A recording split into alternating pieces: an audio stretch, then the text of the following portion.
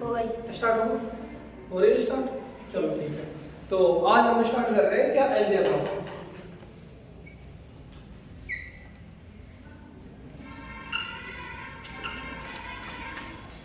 Algebra ठीक है, और अलजेब्रा में कुछ बेसिक्स चीजें हैं जिनको तुम पढ़ोगे और समझोगे, ठीक है। और अलजेब्रा चैप्टर जो बेटा वो बहुत ज्यादा इंपॉर्टेंट चैप्टर है तुम्हारी इस क्लास के लिए भी, और आगे जाकर जब तुम किसी कॉम्पिटिटिव एग्जाम की तैयारी करोगे वहां भी। तो अलजेब्रा चैप्टर को सबसे पहले समझने के लिए तुम्हें तीन चीजें समझनी होंगी। क्या समझनी होंगी? तीन चीजें समझनी होंगी। सबसे पहले तुम्हें समझना होगा कि चर संख्याएं क्या होती हैं। चर, अचर, कोई बोलेगा नहीं, सिर्फ देखेंगे अगर। चर, अचर और गुणांक, ये तीन चीजें समझनी है आपको, ये तीन चीजें, ठीक है। देखो चर को इंग्लिश में बोलते हैं बेटा वेरिएबल,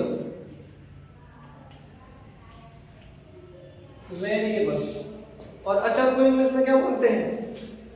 क्या बोलते हैं अचर को इंग्लिश में? कौन बताएगा? कोई बताएगा अचर को इंग्लिश में क्या बोलते हैं? अचर को इंग्लिश में बोलते हैं कांस्टेंट।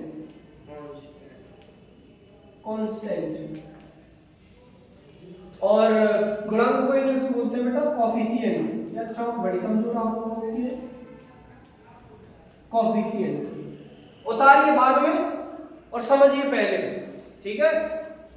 तो वेरिएबल, कांस्टेंट और कोफिशिएंट अलजेब्रा समझने से पहले ये कुछ बेसिक्स है, और इन बेसिक्स को जो बच्चा समझ जाएगा उसके लिए अलजेब्रा बड़ा बन जाएगा, चुटकियों से कर पाओगे तुम इसको, ठीक है। तो पहले इनको एक एक करके समझाओ, हालांकि मैं समझा चुका हूं पुरानी क्लास में, अब रिवीजन करवा रहा हूं बस।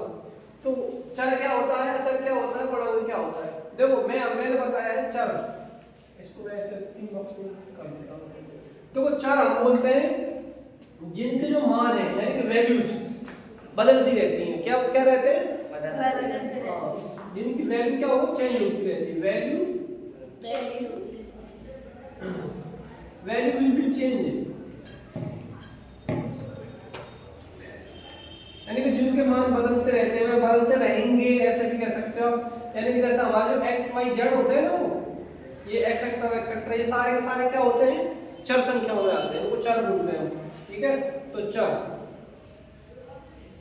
और चर में हमारे पास में थीटा भी आ जाता है, अल्फा भी आ जाता है, बीटा भी आ जाता है ना, बहुत सारे हैं, सिग्मा भी आ जाता है।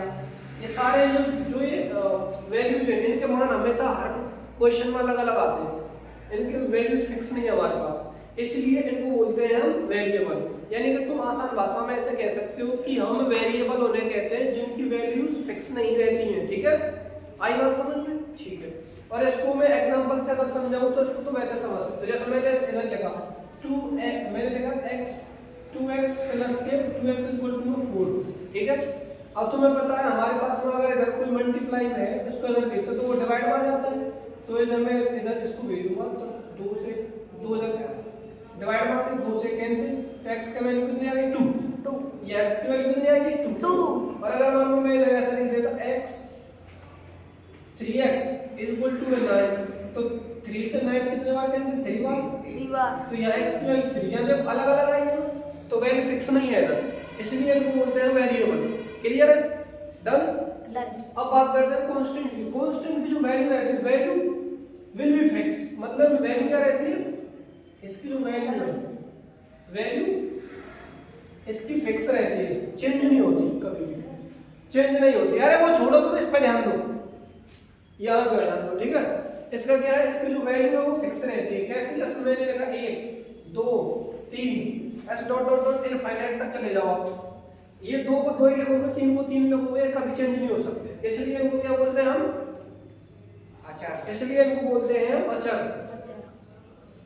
और इसमें अगर हम बात करें, इसमें हमारे पास में पाई भी आ जाता है, क्योंकि तुम्हें पता पाई की वैल्यू अप्रॉक्स 22/7 के करीब रहती है, 22/7 नहीं रहती, करीब रहती, लगभग बराबर, ठीक है, 22/7 कह सकते हैं। इसलिए ये कांस्टेंट आती है, पाई की जो वैल्यू कभी चेंज नहीं हो सकती, वो यही रहेगी, ठीक है।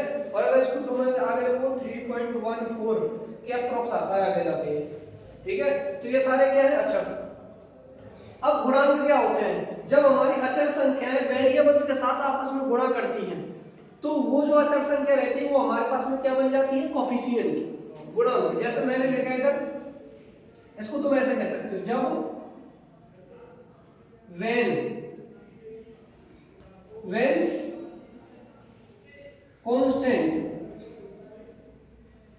constant multiply by variable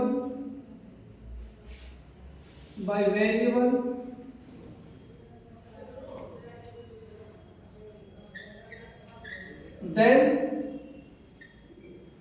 constant called coefficient